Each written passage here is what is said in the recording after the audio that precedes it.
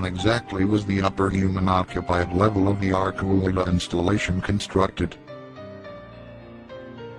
I heard Dulce was started in 1937 to 38 by the Army engineers, enlarged over the years. Most recent work was completed in 1965 to 66 to connect tunnels to the Arizona base, site of one of the older underground facilities. The Four Corners base is called Paraca. Most of the Native American Indians living in that area are aware of that base, and could tell us about the underground life forms that frequently are spotted near those communities, Bigfoot, etc. By what means was the upper installations constructed?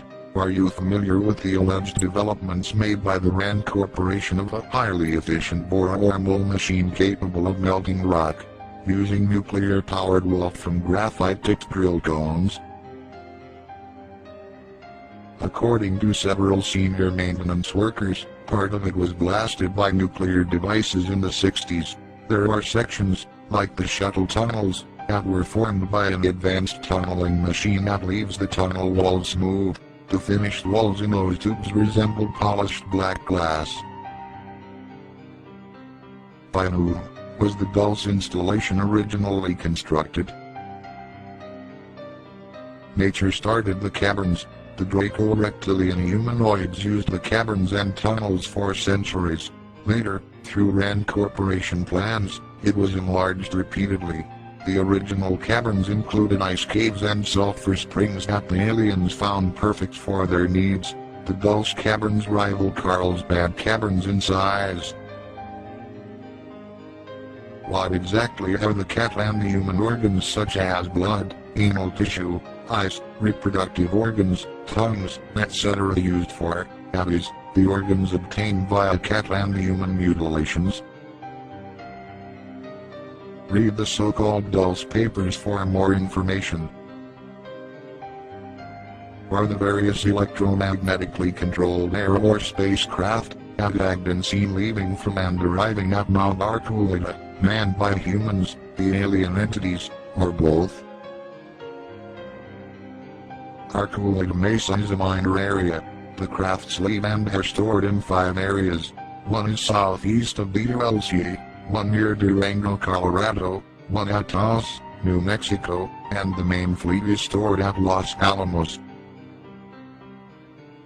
Others have suggested that some of the entities below Dulce are not of extraterrestrial origin, and that they are actually descended from saurian or reptiloid beings such as the velociraptors or Stenonychosaurus equus, a serpent race or races similar to that hinted at in the 3rd chapter of the book of Genesis.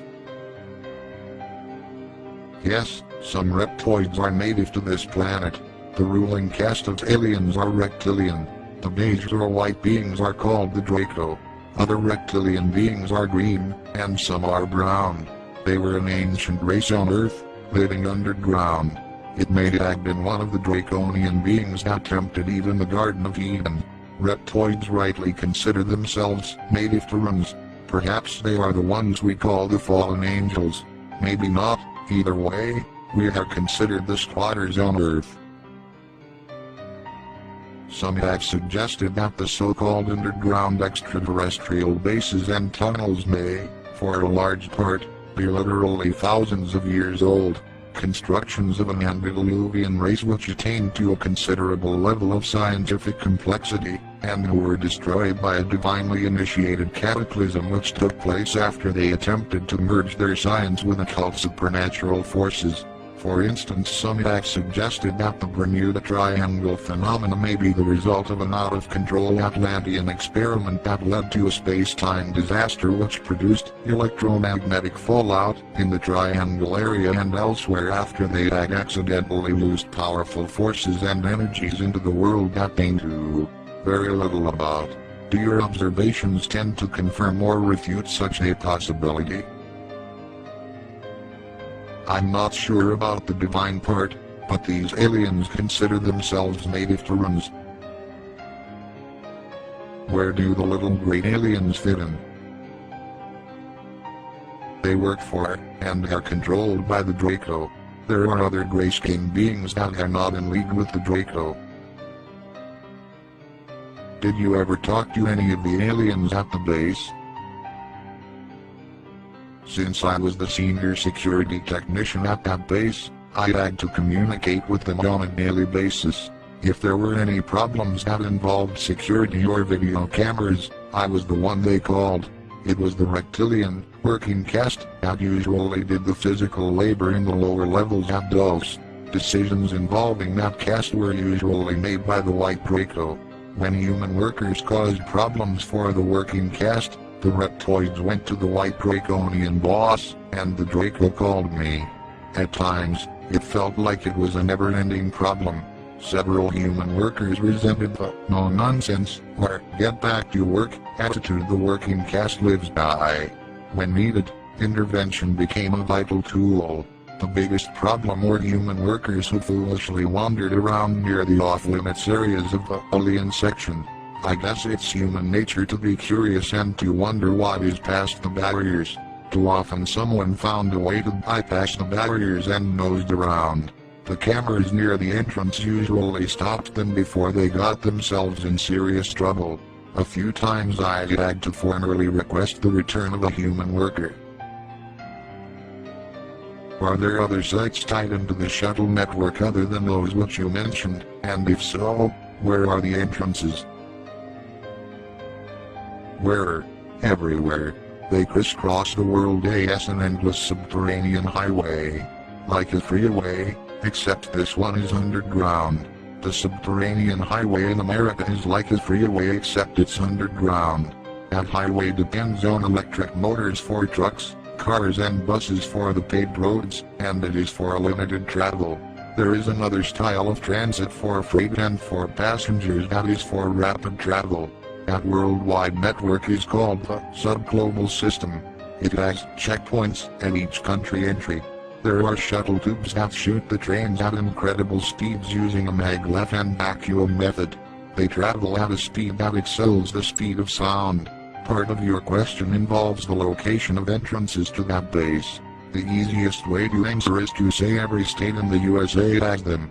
Frequently, the entrances are camouflaged as sand quarries, or mining operations. Other complex portals are found on military bases. New Mexico and Arizona have the largest amounts of entrances, followed by California, Montana, Idaho, Colorado, Pennsylvania, Kansas, Arkansas and Missouri. Of all the states, Florida and North Dakota have the least amount of entrances. Wyoming has a road that opens directly into the subterranean freeway. That road is no longer in use, but could be reactivated if they decide to do so, with minimal cost. It's located near Brooks Lake. Are there any bases in the state of Utah? Have you heard anything about an alleged underground installation within the Wasatch Mountains? Salt Lake, Lake Powell area, Dark Canyon, Dugway Grounds, Wagner, Vernal. All have exits there. Others too.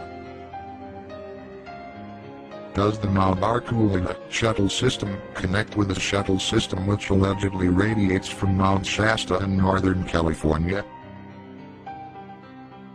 Yes, Mount Shasta is a major site of alien elder race, reptilian race human meetings. Beginning Cleveland, Grover, every president in U.S. history had visited Delos City. Truman was supposed to have visited the lower realms as a high archon on Earth. He was supposed to have met the king of the world there, and gave him the keys to the USA. Did you notice any involvement of high-level Freemasons, Rosicrucians or Jesuits within the underground installation and/or with the aliens? Yes, I did, but that is a loaded question, and I won't comment further. I'm not a Mason, or member of any other secret fraternal group. There is one organization I am a member of in the USA. That group is commonly called the Central Unit. It is a pleasure to tell you that I am a member of the Subgalactic League of Costa Rica.